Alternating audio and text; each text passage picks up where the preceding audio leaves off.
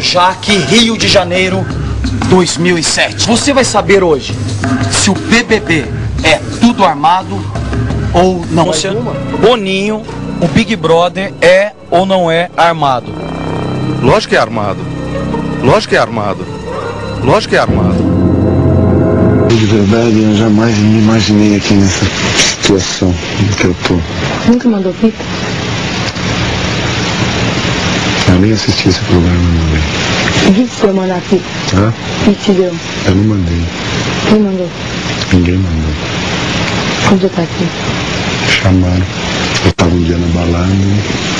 Falaram numa sexta-feira. Uma semana antes do Natal. Me chamaram numa sexta-feira. Aí no sábado fui pro Rio, conversei com o pessoal. Aí saí de lá. Boninho, o Big Brother é ou não é armado? Lógico que é armado.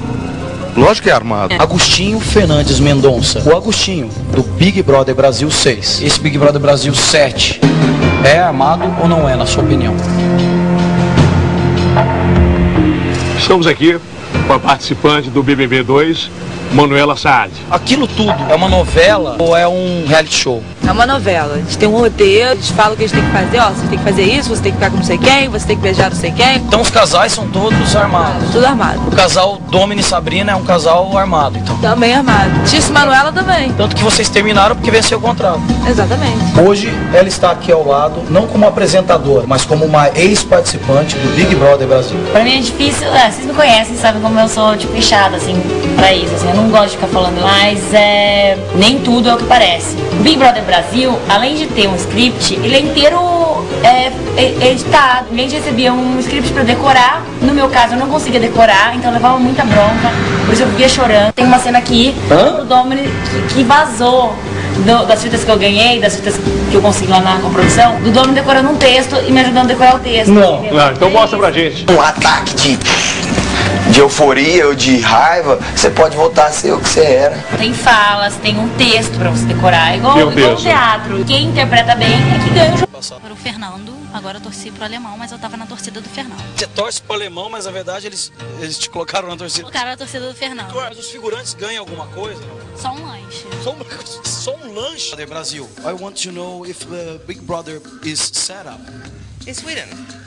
Yes, of course. How long do you work in the mall? In the mall? Oh, I don't know. I can't remember. I'm so old. I can't remember. What do you want to know? Every country, the world, the Big Brother is set up. Yes.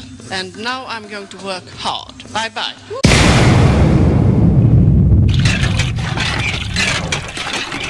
Todo mundo que tá lá dentro fez tudo que passou, gente. Ninguém... a edição. A edição não vai mostrar um olhar mal se você não der o olhar mal. A edição não vai mostrar você pulando se você não pular. Tudo é você que faz. E a gente, igual eu falei, esquece que tem câmera. Então, não adianta, cara. Você é o que você é aqui fora. Você vai tratar... Você vai me tratar igual você trata seu amigo. Ou igual você trata uma pessoa que não é seu amigo.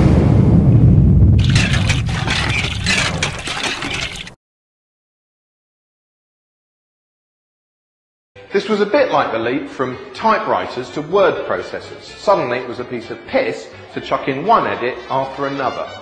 The logical conclusion is the hyper-edited bombardment you get in frenetic MTV dating shows like this. It's also enabled reality shows to exist because now it's possible to go through 24 hours of footage and condense it down to 1 hour of highlights in time for transmission the next day. Of course, the pressure of time and the need to tell a story means you often end up with a crude caricature of real life, a condensed bullet point version of events that can be easily manipulated to tell almost any story you like. To demonstrate this, we decided to make our own reality show in miniature. Day 1 in the Screenwape house. The first flatmate to arrive is children's entertainer Jim Bob. Oh, wicked. Next in is runner from previous Screenwipe series, Louise. Nice to meet you. Nice to meet you. I'm Jim Bob. Jim Bob, I'm Louise. Oh, excellent. Misanthropic TV presenter Charlie is the third flatmate to enter the Screenwape house. It's a bit awkward, isn't it? Yeah.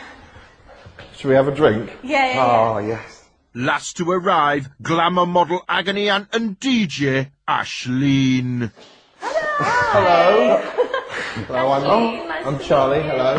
What we've ended up with is hours of fairly nondescript footage of us all standing around and jabbering. It's shot from 3 angles, here, here and here.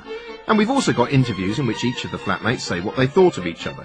Using these ingredients, we can tinker to an absurd degree. If we want, we can hunt through it for moments where it looks like Aisling's flirting with me, as well she might. Here's one. Here's another one. Oh, and here's another. Oh, she bloody wants me. Or we could just cherry-pick the moments where it looks like she's not that impressed at all. That's just highlighting a particular aspect. If we want, we can be more devious than that. For instance, here, I get away with telling a pretty lame joke. What's red and invisible? I don't know. No tomatoes. But if we want, we can join the start of that moment to another moment that actually happened later on, and suddenly I seem to die on my arse. What's red and invisible? I don't know. No tomatoes. We can also use one piece of footage to illustrate 2 completely different points. For instance, here's a shot of me talking and them listening. Doesn't tell you much, but if we run it in conjunction with a positive sounding soundbite, suddenly it takes on a different meaning. And he's quite attractive in a kind of weird, quirky way. He's very engaging. You know, he captures your attention. Quite like that. And if we change that soundbite, well, suddenly the meaning changes with it. God, where to start? It just goes on and on and on and on, and he just takes everything out of context and onto a whole different tangent, and it's just like, yabba yabba yabba. We can use these techniques to tell almost any story we want. We can make it look as though Aislinn's bored of me, or we can take 2 shots that happen sometime apart and combine them to make me look like a lecherous scumbag. Of course, that's all artifice. In reality, Aislinn and I have been married for 2 years and are very, very much in love. Ever and ever, forever and ever, you'll be the one that shines on me like the morning sun. Alright, that's a lie as well. We had to pay her just to turn up. And even then we had to prop a picture of Richard Madeley up in her eye line so she could pretend it was him she was hugging and not me. God, I don't know what it is. The pussy loves that Madeley. I can't say that.